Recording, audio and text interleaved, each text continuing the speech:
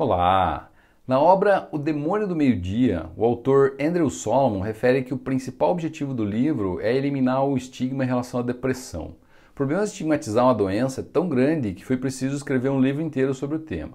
E obviamente esse não é o único livro com esse propósito. E que fique claro, a depressão é uma doença, muitas vezes debilitante e que afeta as atividades cotidianas da pessoa, dificultando a simples saída de casa para trabalhar, estudar ou se divertir. Nesse vídeo, eu vou tentar te ajudar a desmistificar a depressão, colocando ela no seu devido lugar, que é de doença mental. Também vou falar sobre as causas e os tratamentos da depressão. E no final, vou falar sobre quando você deve procurar ajuda, principalmente em relação aos riscos de suicídio, que muitas vezes assolam quem tem depressão. Se você ainda não me segue, aproveite para fazer isso agora. E também já deixe o seu curtir. Assim esse vídeo tem muito mais chance de ser visto por mais pessoas. Obrigado e seja muito bem-vindo ao meu canal. O uso da palavra depressão às vezes pode causar uma certa confusão.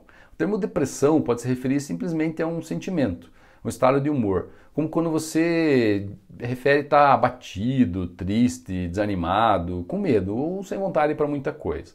Estar com humor deprimido não significa necessariamente doença ou algo que necessite de ajuda. Às vezes você está muito triste pelo falecimento de um ente querido, ou então por algo mais banal, como por exemplo, sei lá, ter ido mal numa prova, está se sentindo sem esperança de dias melhores.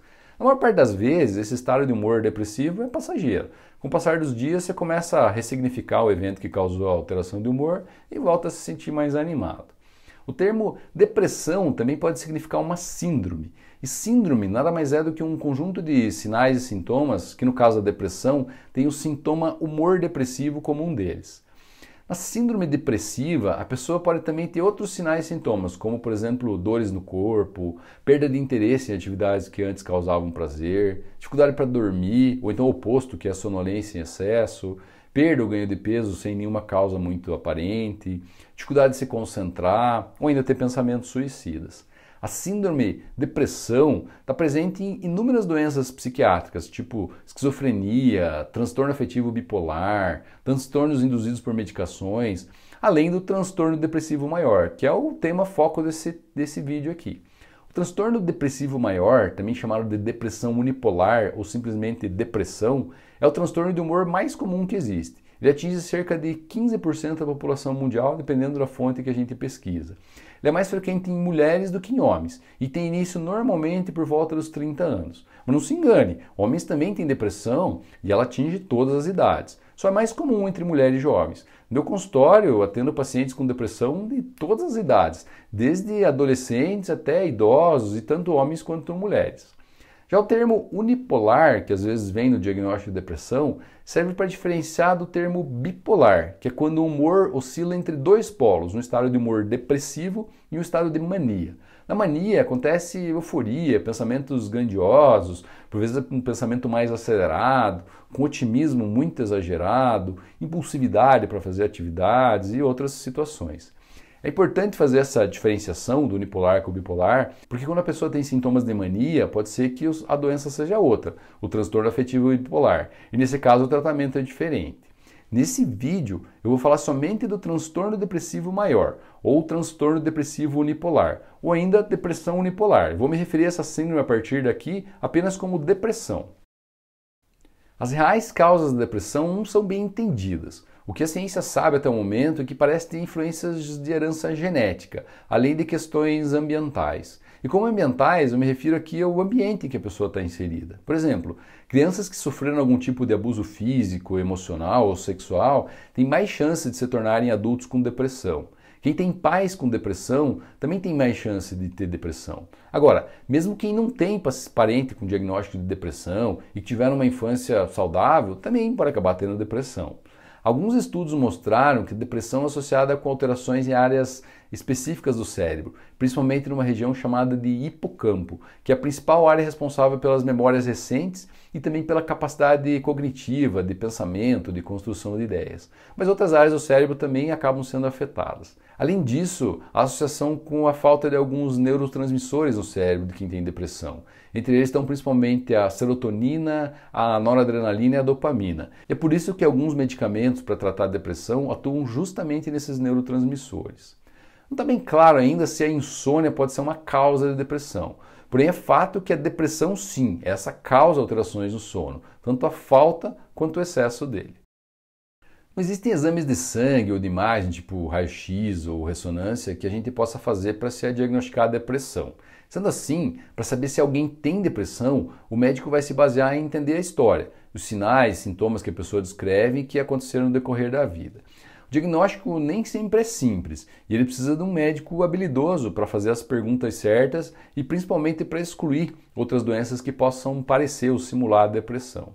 As condições essenciais para se fazer o diagnóstico adequado é ter o humor depressivo ou então a perda de interesse pelas atividades no dia a dia, e isso na maior parte dos dias da semana. Por isso, o médico vai explorar principalmente seu humor, tentando identificar o tempo da duração e o início dessas alterações. Além disso, ele vai se preocupar com o seu sono, com a perda de peso e os demais sintomas que possam estar associados à doença. E não se assuste se o seu médico perguntar sobre desejo ou tentativa de suicídio. Infelizmente, é uma condição que pode estar presente e faz parte da avaliação para tentar determinar a gravidade da depressão. O ideal é você se sentir à vontade e contar tudo sobre os seus sintomas. Muitas vezes é melhor ir sozinho no médico para não se sentir constrangido diante de parentes ou amigos. A depressão ainda é considerada frescura por muitos, e isso pode acabar dificultando o tratamento, bem como o controle da doença. E alguns tipos de transtornos depressivos podem levar meses, às vezes anos, para se ter um diagnóstico correto. Com o médico tratando uma doença, pensando que é uma coisa, e com o passar do tempo entendendo que a doença, na verdade, é outra diferente. Praticamente qualquer doença pode trazer sintomas depressivos associados. Por isso é comum o médico realizar um exame físico, avaliar a pressão, escutar o coração, a procura ali de alguma arritmia, palpar o abdômen, enfim, e também solicitar alguns exames, normalmente de sangue, isso para antes de confirmar o diagnóstico de depressão e pensando em descartar alguma outra doença que possa ter sintomas depressivos associados. Obviamente que os psiquiatras são os médicos mais preparados e adequados para se fazer o diagnóstico e o tratamento da depressão. Mas os médicos de família também têm muita habilidade no manejo da depressão, principalmente por ser uma doença bastante comum e bastante recorrente no dia a dia. Eu trato pacientes depressivos praticamente todos os dias no consultório. E como atendo a família toda, de crianças a idosos, eu acabo me deparando e tendo que saber manejar e tratar a depressão em diversas situações. Até o fato de ter um conhecimento, de um acompanhamento de toda a família, muitas vezes ajuda a ter um diagnóstico mais certeiro. Mas de qualquer forma, eu sempre gosto de frisar, o melhor médico é aquele que você confia, principalmente se tratando de abordar de seus sentimentos e as angústias mais íntimas. Por ser uma doença bastante comum, algumas iniciativas como o Serviço de Prevenção de Doenças Americana, o Task Force, recomenda que os médicos façam a avaliação da depressão em todas as consultas de rotina, que as pessoas chamam de check-ups, né? Existem inúmeras formas de se suspeitar da depressão. Talvez a mais simples dela seja através do questionário PHQ-2, que é um questionário de apenas 2 perguntas. Ele foi criado em 2003 para facilitar fazer o rastreio da depressão. Apesar do questionário não ter uma validação com a população brasileira e nem ter uma tradução oficial para o português, ele pode sim ser utilizado para se suspeitar a depressão. Mas é claro, ele é só um rastreio. A confirmação e o diagnóstico definitivo somente pode ser feita com a ajuda de um médico capacitado. Vou deixar um link na descrição desse vídeo para o questionário que está lá no meu site. Você pode fazer o teste e verificar a sua pontuação. Se tiver 3 ou mais pontos no questionário, talvez fosse prudente consultar um médico. Não quer dizer que você tenha a doença da depressão, somente que é um sinal amarelo e que vale a pena fazer uma avaliação médica. Existem inúmeras outras condições que podem causar sintomas de depressão, mas que não são a doença da depressão. Entre essas condições eu posso destacar a tristeza. A simples tristeza por qualquer fato da vida, quando presente em outros sintomas, pode parecer muito com a doença da depressão. A principal diferença é o tempo de duração. Brigar com a namorada ou ficar triste por perder o emprego não é sinônimo de depressão. Agora, se os sintomas persistirem por meses e estiverem atrapalhando a rotina do dia a dia, pode ser importante procurar ajuda. Outra condição que parece com a depressão é a síndrome de Burnout. Essa síndrome é mais frequente em pessoas que estão submetidas a situações de grande estresse. Ela é mais comum em estudantes se preparando para provas difíceis ou ainda em trabalhadores que recebem uma grande pressão ou responsabilidade da empresa. Os médicos e enfermeiros são uma população bastante afetada pelo Burnout. Durante a pandemia aí teve muita gente aí que acabou sofrendo com essa síndrome. Apresenta sintomas de depressão, porém esses sintomas são causados pela carga excessiva de estresse. E a melhora só vai acabar vindo com a redução da pressão, além de outros tratamentos. Uma outra condição é o luto complicado. O luto pode fazer uma pessoa se sentir triste e deprimida por muitos meses, às vezes até por anos. Cabe ao médico avaliar o caso e diferenciar isso da depressão. Outras doenças psiquiátricas costumam ter sintomas depressivos, mas tem outras diferenças. Entre as doenças posso citar esquizofrenia, o transtorno de personalidade borderline, transtorno de déficit de atenção e hiperatividade, o famoso TDAH, e também o transtorno de atenção bipolar. Lembra que eu falei que a depressão que a gente está falando nesse caso aqui é a depressão unipolar, tá? Existe a bipolar. E uma outra doença que pode simular a depressão é o hipotireoidismo, né? O hipotireoidismo, a pessoa às vezes se sente mais cansada, mais apática, não quer muito nada com nada, e isso às vezes pode acabar simulando os sintomas de depressão. O objetivo principal do tratamento para depressão é obter a remissão dos sintomas. A indicação atual é iniciar com uma abordagem combinada de psicoterapia e de medicamentos antidepressivos. A combinação de terapia e remédio tende a ser mais efetiva do que apenas um único tipo de tratamento. Agora, uma abordagem somente com psicoterapia ou somente com medicamentos também pode trazer resultados. Isso vai depender muito das preferências da pessoa e também de cada caso. Pessoas que respondem bem ao tratamento podem acabar ficar pelo resto da vida sem sintomas, principalmente se tiverem um acompanhamento desde o início dos primeiros sintomas. Mas algumas pessoas acabam tendo diversas recaídas ao longo da vida, principalmente aquelas que abandonam o tratamento após um tempo sem os sintomas. As pessoas acham que estão bem, que estão curadas e daí acabam largando a medicação às vezes muito cedo. A cura nem sempre vem de forma imediata. É normal se definir um tempo de tratamento de pelo menos 6, normalmente 12 meses, que a pessoa fique sem nenhum sintoma, para daí a gente pensar em reduzir a dose ou então parar de usar os remédios. E justamente pela necessidade de ter que manter o tratamento por pelo menos 12 meses sem sintomas, é importante fazer um diagnóstico correto. Outra questão importante é que qualquer medicação antidepressiva pode levar 3 ou 4 semanas para começar a fazer efeito. É normal o médico começar com uma dose mais baixa da medicação e que ela não vai fazer seu efeito máximo nos sintomas da depressão, mas pelo menos vai evitar efeitos colaterais comuns dessas drogas e ajudar o seu organismo a se adaptar melhor com a medicação.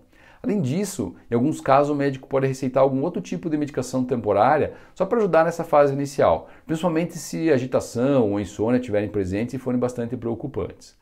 Os ajustes da dose da medicação, ou ainda eventualmente a substituição ou até a associação com outros remédios, normalmente é feita a cada 30 ou 60 dias, dependendo do caso. A gente tem que dar um tempo para sentir se essa medicação está fazendo efeito ou não. Sei que às vezes você quer que a coisa aconteça da noite para o dia, mas infelizmente o processo é lento e gradativo. Existem inúmeros antidepressivos, cada um tem uma indicação para cada pessoa. Não há um medicamento necessariamente ruim. O médico vai fazer a escolha de acordo com os sintomas, os efeitos colaterais de cada medicação, se você usa algum outro remédio, histórico de medicações que funcionaram muito bem em algum familiar de primeiro grau que tenha também depressão, a facilidade de uso, entre outros critérios. Alguns exemplos aí de medicamentos utilizados para tratar a depressão são a amitriptilina, a bupropiona, o escitalopram, fluoxetina, paroxetina, sertralina, venlafaxina, tem outros. As medicações podem causar efeitos colaterais como diarreias, náuseas, vômitos, alteração do desejo sexual, sonolência, ganho de peso, entre muitos outros. Muitos desses efeitos ocorrem somente no começo do tratamento e tendem a melhorar e sumir ali depois de algumas semanas. E com relação à psicoterapia, o tipo mais estudado e validado para o tratamento da depressão é a terapia cognitivo-comportamental, muitas vezes chamada apenas de TCC. Porém, deixo claro que outras abordagens também podem ser utilizadas a depender do desejo do paciente e da experiência do psicólogo. A TCC é a mais estudada, mas outras também podem ajudar. TCC tem uma abordagem de tempo mais curto, normalmente 10, 15 sessões bem definidas, com foco ali em ajudar a pessoa a descobrir alguns gatilhos que possam disparar os sintomas depressivos, bem como também te dar ferramentas para aprender a lidar com esses gatilhos.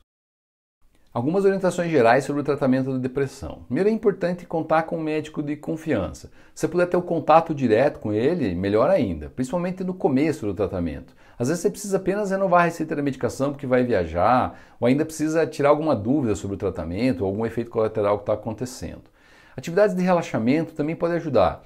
Yoga, meditação, massagem, tai chi, qualquer outra atividade que você goste e que te deixe relaxado. Dormir bem é fundamental. Vou deixar aqui na descrição um vídeo sobre a higiene do sono, que é o primeiro passo para você dormir melhor. Mas, se mesmo assim você continuar com dificuldades para dormir, converse com seu médico. Atividade física também é indicada. Não há evidências de que elas curem a depressão, mas elas podem ajudar em diversos sintomas relacionados à doença, desde dores no corpo até a própria insônia. O ideal são realizar exercícios aeróbicos, aqueles que aumentam a frequência do coração, mas como caminhada, natação, bicicleta, dança, entre outros vários, né? O recomendado é fazer pelo menos 150 minutos de atividade aeróbica por semana, divididos em 3 ou 5 dias. Ou também deixar aqui na descrição um vídeo sobre como praticar exercício físico de forma saudável. As doenças mentais, incluindo a depressão, aumentam os riscos de suicídio. Agora, não quer dizer isso que só porque você tem a doença da depressão vai querer atentar contra a própria vida. Muitas vezes os riscos estão associados a outros fatores, como histórico familiar, abuso de drogas e de bebida alcoólica, baixa escolaridade e outras doenças psiquiátricas que a pessoa tem. Por outro lado, há fatores que protegem contra o suicídio. Alguns deles são o apoio da família e dos amigos, além da religiosidade, e também a participação em atividades religiosas. Se você estiver tendo pensamentos contra a própria vida, se sentindo sem esperança ou planejando cometer algum ato, entre em contato imediatamente com o seu médico ou terapeuta. Você ainda pode ligar no telefone 188, que é o telefone do Centro de Valorização da Vida. No site cvv.org.br você também pode encontrar outras formas de contato e mais informações sobre isso. Eu vou fazer um vídeo específico sobre suicídio, que é um tema tabu em nosso meio. Eu já tenho até o roteiro escrito, falta ainda só gravar e editar. Aproveite para se inscrever no canal se ainda não faz, para não perder esse e outros vídeos sobre saúde. A depressão não é frescura, é uma doença real com consequências muitas vezes debilitantes. Um diagnóstico correto, com tratamento adequado, bem como o apoio familiar dos amigos, são indispensáveis. A psicoterapia e as medicações antidepressivas são a primeira linha de tratamento, porém exercícios físicos, atividades de relaxamento e um sono reparador são extremamente importantes. Tenha um médico de referência de confiança e conte sempre com ele. Eu espero que você tenha gostado desse vídeo. Se ficou com alguma dúvida, comente aqui abaixo. Na próxima semana eu vou te contar o que exatamente é um médico de família, como é que você faz para se tornar um, o que ele trata e por que você deveria ter um médico de família para chamar de seu. Não perca! Um forte e caloroso abraço. Tchau!